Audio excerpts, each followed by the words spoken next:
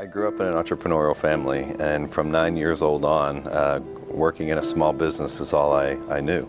My first job was taking the wooden Coke crates, when we used to have wooden Coke crates, and turn it upside down and stand on top of it next to my dad and run the cash register. So I did not learn manners as you would a 9-year-old in your parents' living room. I learned customer service skills, which I then turned that into manners.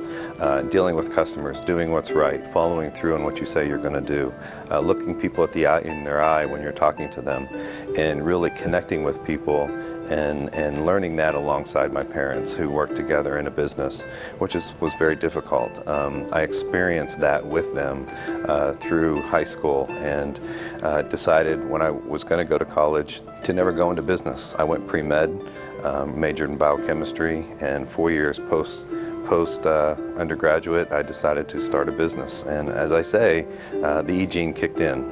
It activated the gift my parents gave me in relationship skills, awareness skills.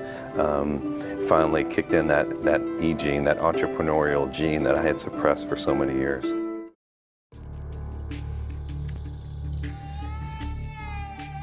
Starting out as an entrepreneur, my passion was so high for my business and everything that entailed, and as a result of this high level, this high dose of passion, I would go from idea to action so fast. And it wasn't until I really figured out that there is a pattern to not just my behavior, but what passion does, what that does to you, going from idea to action. And I learned that planning, strategy bridges idea to action.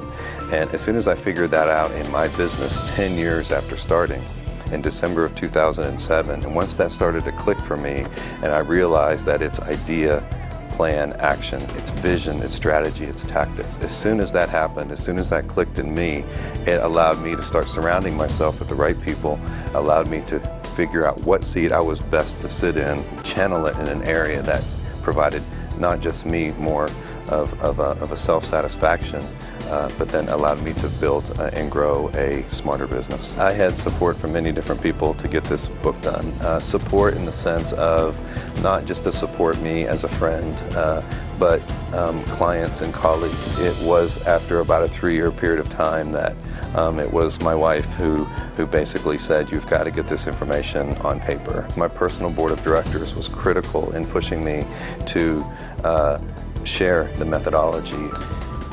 From a selfish standpoint, ROE has transformed the way I think. What ROE has done for me personally has given me the ability to communicate with people clearly, to be able to take my ideas, take my passions, and share them with people. But more importantly, for me to be able to take other people's ideas and passions where they are in any position in life, and be able to help them, to be able to relate and share through the methodology my experiences to help them accomplish their goals, help them accomplish their dreams. Jim Collins says in Good to Great, a #1 problem with struggling companies is getting the right people in the right seats on the bus. Well, that makes sense, but am I on the bus, off the bus? Do I sit in the front, the middle, the back? Where do I sit on the bus? And when I'm sitting on the bus, how do I relate with the people to my right and to my left? Forward, backward. ROE takes it a step further. Not only do we determine what seat you should be sitting in, but what we do is determine how you should be thinking and communicating in that seat. This is critical in business. It's critical for every person in the organization. If you're not sitting in the right seat, if you're not performing the right job, then you are not going to be engaged. You're not going to be passionate about what you do. I created ROE, quite frankly, for you. It's frustrating. It's difficult. The economy's got everybody down. And passion's waning, and I believe as leaders, as managers, as business owners, we don't lose our passion. We want to give that passion to the people we lead and manage, and I know you're investing in yourself, and I congratulate you for that.